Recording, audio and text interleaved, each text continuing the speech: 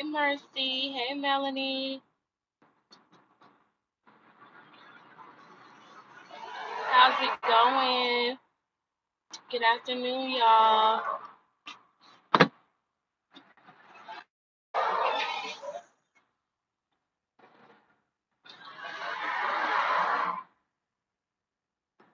It's going good.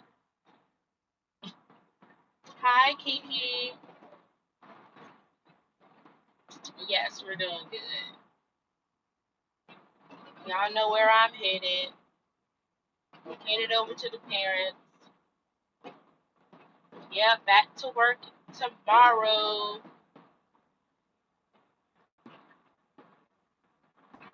Hey, Monica.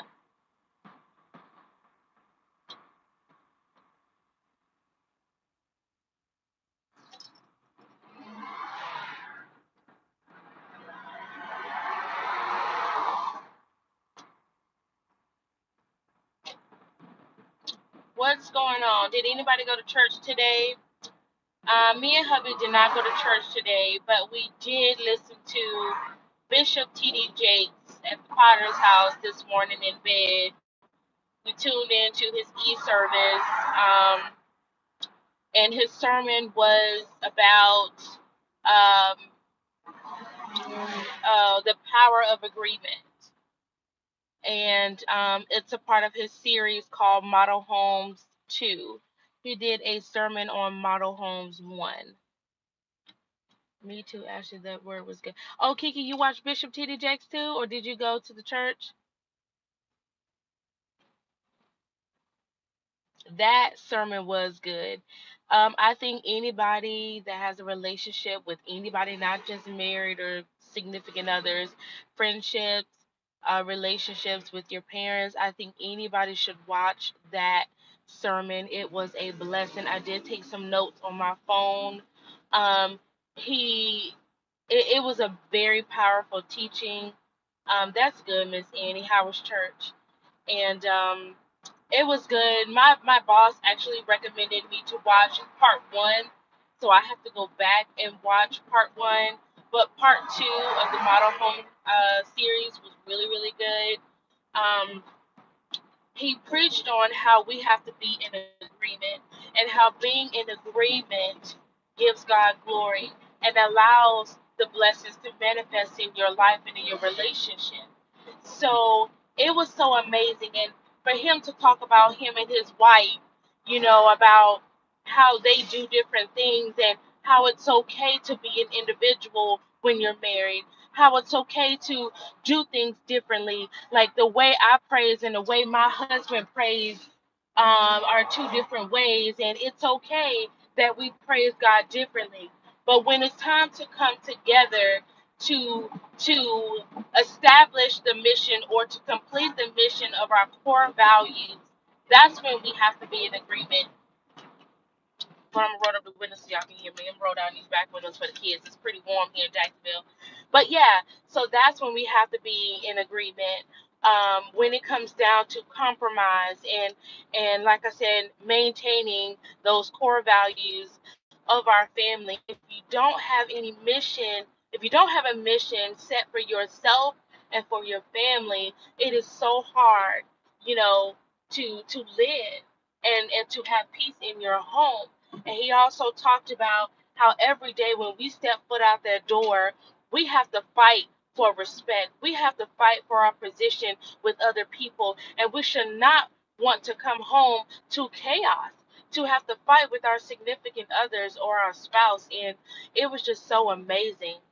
And he talked about how people always use the D word, not the sexual D word, but he talked about the word divorce, how we throw it around carelessly.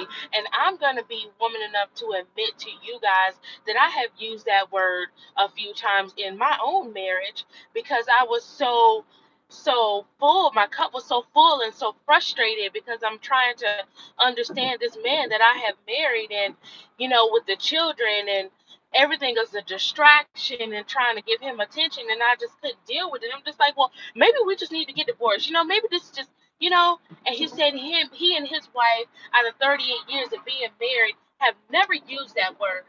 And he said that they had to come to an understanding that they are in it for the long haul. And that message today was for me. It was for me to get back on track with my marriage and my relationship with my husband, to understand that it's okay for him to be him.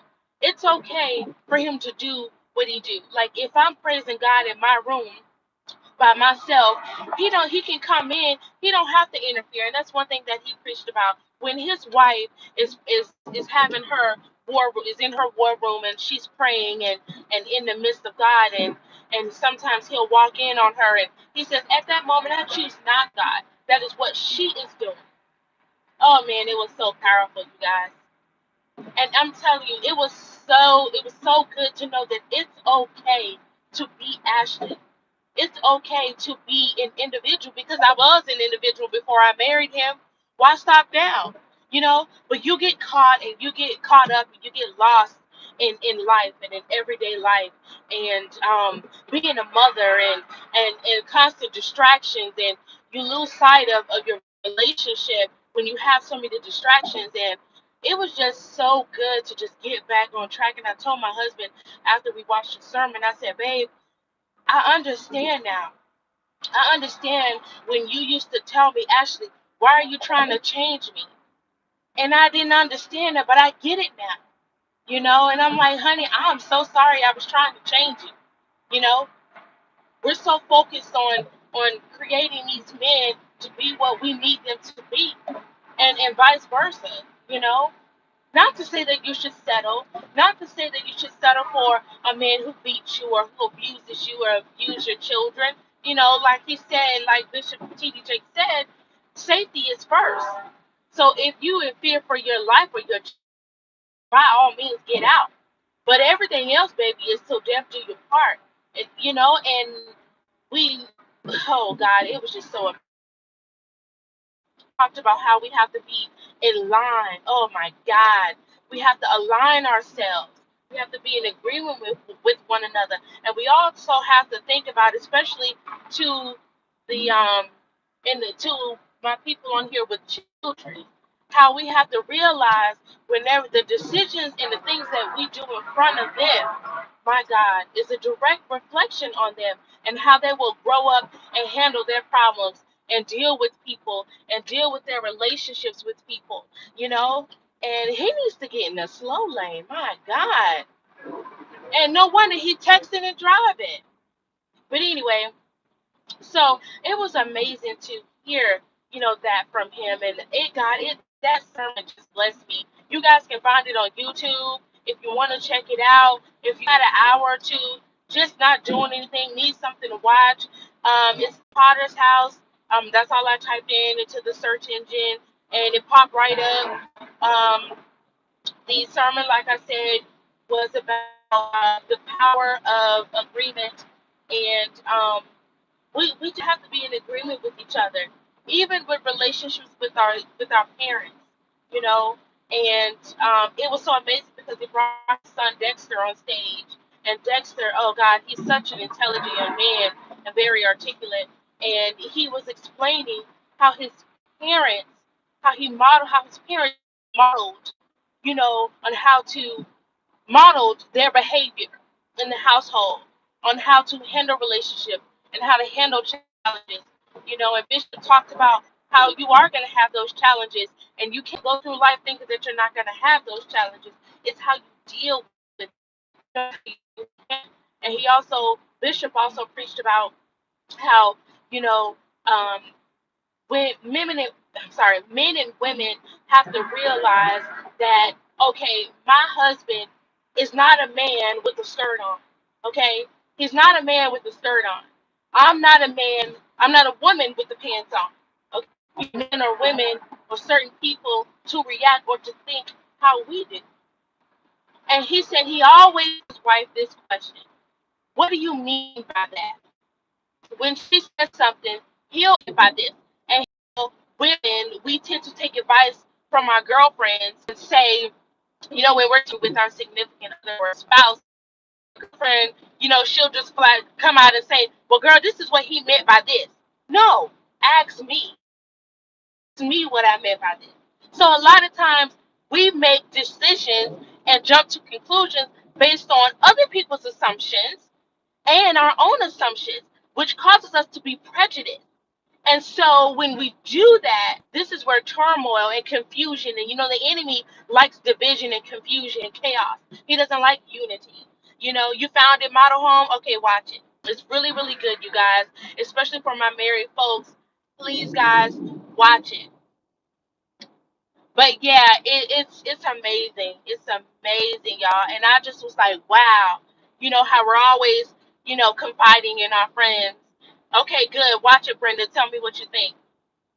How we're confiding in our girlfriends. And it's not to say that, your friends will give you wrong advice, but it's just that in a particular situation, how can your girlfriend speak on a situation and she's not in that situation?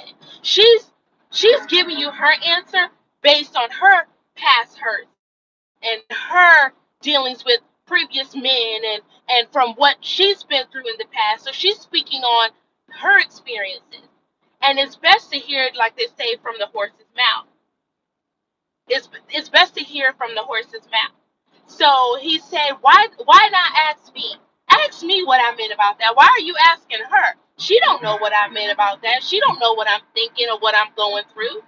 So it was just a eye opener for me on how to be better in my marriage and as a person and as a child of God, and how I can be better in my relationship.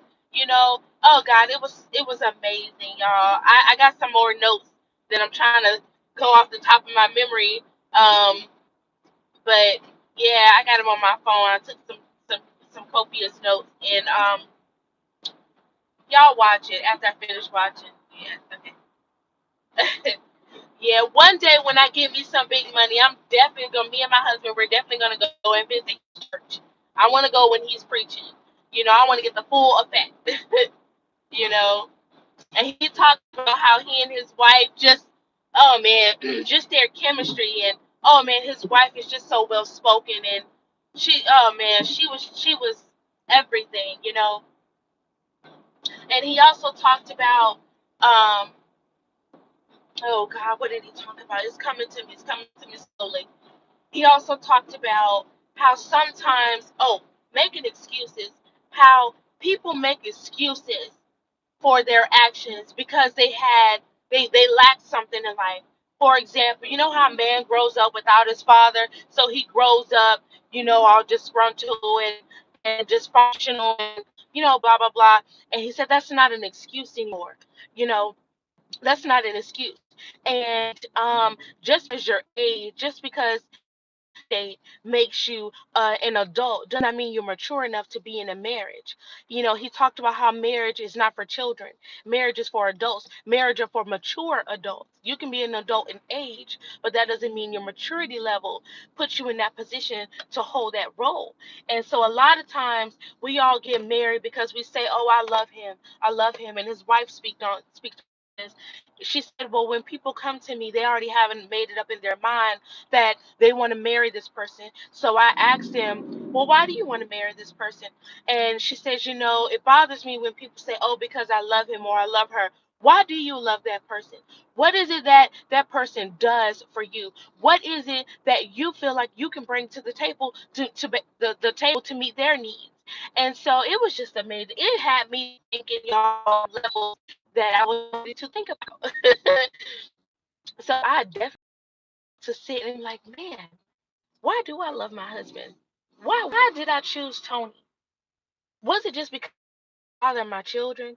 And a lot of times women, we make those mistakes. When we start having children before marriage, out of wedlock and everything, we get in that position, in that situation where we want to marry and be with the father of our children for the rest of our lives, which is natural and it's a normal reaction. But you got to think about, is he truly your forever person? Is he? I mean, we honestly really don't know. Nobody's truly prepared, when you step into marriage. But you should have some sense or some idea, that you both are ready and that this is the one for you. That says otherwise. and it has to be ordained. It has to be blessed by God. You don't want to be in a relationship that causes you hell, pure hell, and chaos rather than peace. That's not something that's the work of the Lord. And a lot of times, women, we always try to make it work for our benefit, make it work for our children, that are in a situation with us. But as far as going, let me go back to the excuses. He talked about how, men grow up without their father, and they use that as an excuse, to not put forth the effort to be better, or to have better, or to show their children better, And he says that's a cop out. At some point in life, you have to have that Dion. And this Dion that I'm referencing, he says that his son Dexter wasn't played football. And Bishop talked about how he wasn't into football. He couldn't show him the techniques.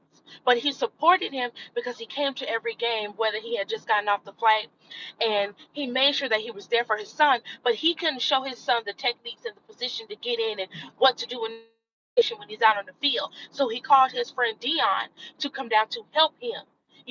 And sometimes we got to reach out to that Dion in our life. Sometimes we may not have that particular person, that father or that mother in our life, hey Peggy, in our life, to be that example, to show us better. But at some point, you come across, or you run across somebody in your life that is willing to show you, that is a model, for your life, a positive role model. And we just have to take advantage of that opportunity, y'all. But I suggest you guys go and watch it. It was truly amazing. It was really a blessing. But on a lighter note, I am here. I made it to my parents' house. About 2:30, I'm supposed to go walk in the bridge, y'all. We are starting our weekly exercise, um, with me and my sister and friend. And whew, Lord help me. Sometimes you have to challenge yourself to to feel good, to uh reach that goal. And he said that a lot of times we are not in agreement with ourselves. We speak what we want, but our action says otherwise. So I'm speaking that I want to lose weight. So now my actions is to go and actually do it. So I am going to walk the bridge, and pray to God that I don't pass out, and ask God. Yes, baby. Yes, AJ. Now he don't say anything. So yeah, we here. So I'm gonna pray and ask God that I don't pass out on this bridge, and pray for strength to bridge back and forth, because I got to get this tummy in shape. I'm tired of y'all thinking I'm pregnant. I am not pregnant. I'm not pregnant. But anyway, I thank you guys so much for tuning in. I am about to check out. Sorry about I had my finger on the camera. I love you guys to pieces. Please go and watch that video, Model Homes to Bishop T.D. Jakes' The Potter's House. It is amazing. It will bless you on so many levels, not just married folks, but any relationship that you have, it will bless you. So I hope you guys have an awesome Sunday. No, I have not married yet. I have to look into that. Okay, baby, I'm coming. I'm coming, AJ. All right, guys. You guys have a blessed Sunday afternoon. I love you guys. I hope you guys have an awesome start of your work week. Remember to be intentional. Pray every day. Give it your all. Give every day your all. Okay, I'll make sure I have lots of water, Kiki. Love you guys. Bye.